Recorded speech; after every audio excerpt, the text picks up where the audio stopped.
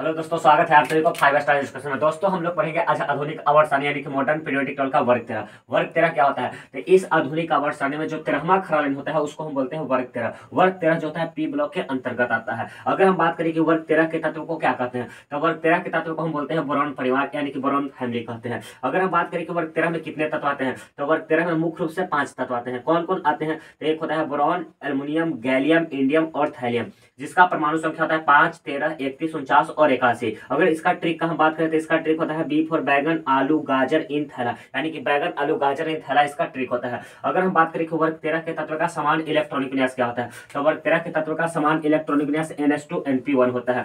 अगर हम बात करें कि वर्ग तेरह के तत्व का समान ऑक्सीकरण अवस्था क्या होता है, तो वर्ग तेरह के तत्व के समान ऑक्सीकरण अवस्था +1 और +3 होता है। अगर हम बात करें कि वर्ग तेरह के तत्व के 72 कोष में कितना इलेक्ट्रॉन होता है, तो वर्ग तेरह के तत्व के 72 कोष में 3 इलेक्ट्रॉन उपस्थित होता है।